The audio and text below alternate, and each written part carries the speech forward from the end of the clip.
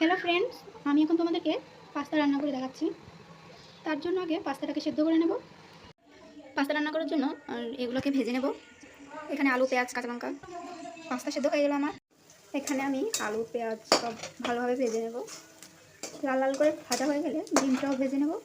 এখানে আমি 2টা ডিমে ফেটে দিয়ে দিলাম। এগুলোকে ভেজে নেব একই সাথে আলুর সাথে। এই যে ডিম ফাটিয়ে আমি ভেজে নিলাম। আমার ননদ আবার খাসি মাংস খায় না, তার জন্য ডিম দিয়ে করে নেব শুধু। এই যে এখানে শুধু আমি দিই খাসির মাংস ছাড়া ডিম আর সবজি দিয়ে তুলে রাখবো ওর জন্য।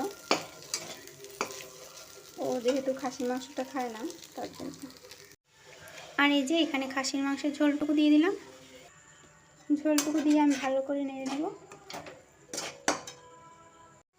এই যে এখানে আমার পাস্তা রান্না হয়ে গেল। এই যে এখানে 2 রকম ভাবে হয়ে গেল। এটা হচ্ছে শুধু ডিম আর এটা হচ্ছে খাসির মাংসের ঝোল।